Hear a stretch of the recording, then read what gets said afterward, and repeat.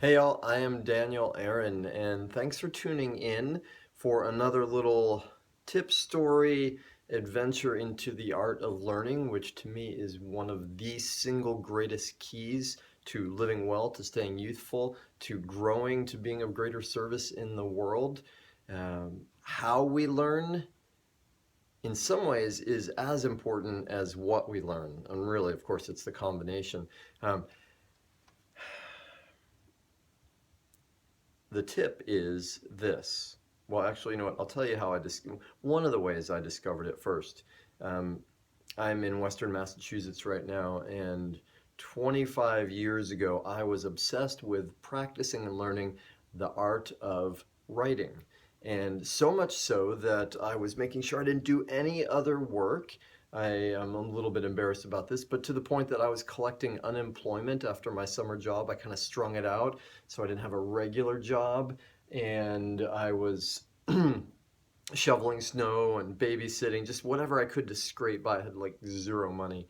And to the point that I went to Atticus Bookstore in the center of Amherst. And it's a really beautiful bookstore. It's super open there. And it was just culturally fine for me to sit down on the floor in sort of a corner section and read. So I was doing that for a while. I didn't have money for the book. It was like a book on how to get published. And there was an article, an interview with a writer named John Edgar Wideman, who I'd never heard of. Though there's something in the title of the interview that really struck me. And so I sat there and I read the whole interview sitting on the floor of the bookstore. And then I got to the end and read his bio, and it said he's from Pittsburgh, an interesting life, and won this award. And he's a professor in the Masters of Fine Arts program at the University of Massachusetts in Amherst. And so I'm sitting there on the floor like, hey, I'm here. It's like a mile away. So I made a decision right then. I'm like, I'm going to find that guy and I'm going to study with him, right?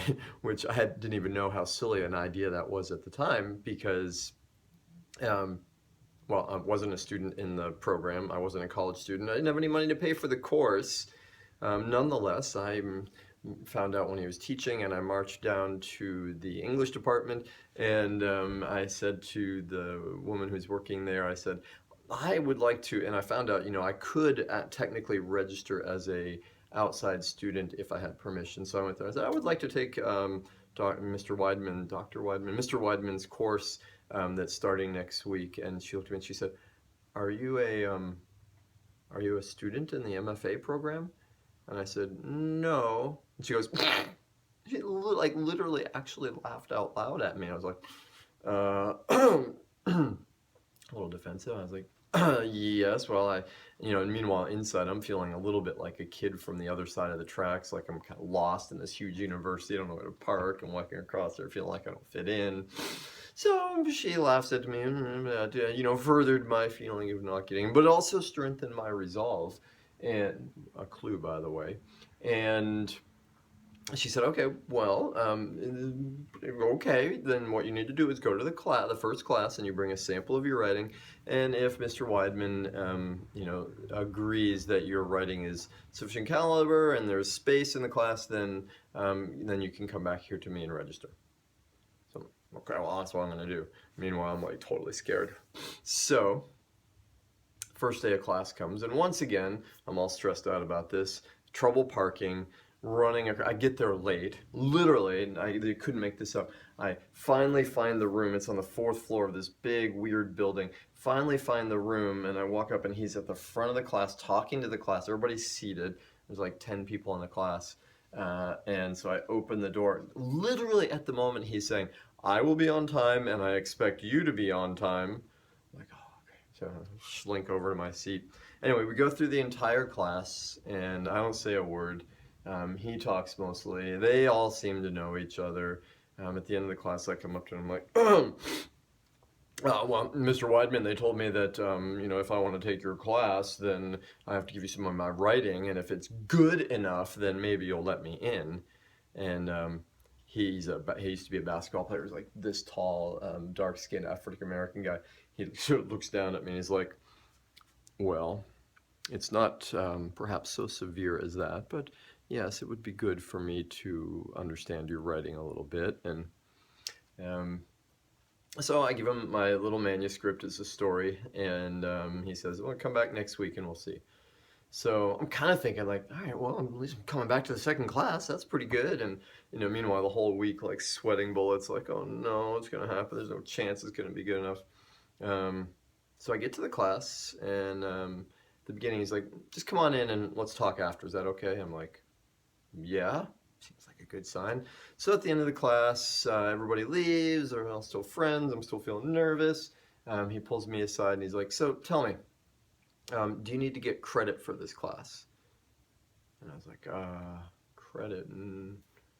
No. Part of me is thinking, well, some academic credit, getting an MFA at some point, that would be cool.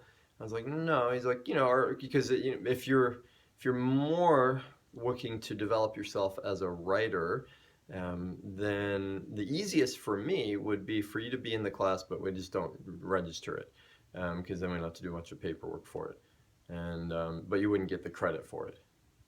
So I'm kind of thinking, what, he's gonna let me in? Yes, anything. I was like, cool, yes, sure. And so I agreed, and he said, well, your writing has some merit in it, and there's some things I liked in it, and there's some things that we need to work on with it. And he gave me a few specifics, and I said thank you, and came back to the class.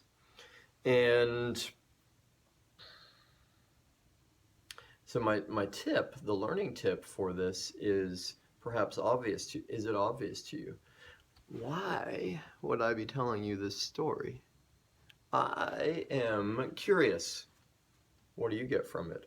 What would that story, it's not your story, and maybe you have one like it, or maybe you'll create one like it, even cooler. What what would be the point? What do you get out of it? Well, I'll tell you the one for me, and part of why this came up perhaps is I just finished a yoga class, and I often think of this in yoga terms. When a yoga teacher says, "Hey, I want to show you something," some people kind of get up slowly and move over there, and some people, like me, eager beavers, we like kind of run up to the front and get a position. I want to see what's going on. And my tip is don't let anything get in the way. Or as Will Smith said in The Pursuit of Happiness, if you got a dream, don't let anybody stop you. Go out and get it. And if there's something that's worth learning, something worth mastering in our lives, something you care about, and maybe that's parenting, maybe that's relationship, maybe it's business, maybe it's yoga, maybe like you, like me, for you, it has to do with writing. Do whatever it takes, go for it. You know what? And I didn't know if I'd get in, but I just had the feeling, and I said I'm going to go for it, and so I went for it.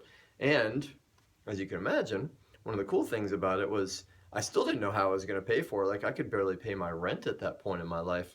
And when he said don't register for it, it hit me like didn't hit me actually until I was walking away, doing the little subtle victory dance on the way to my broken down car. That that meant I didn't have to pay for the course because I had no idea where I was going to get the money. Anyway, that's perhaps enough for now, y'all. Thank you for being interested. Thank you for appreciating learning. Thank you for being on this beautiful path together with me. What a blessing that we get to walk it together. And I look forward to when our paths cross next. Thanks, y'all.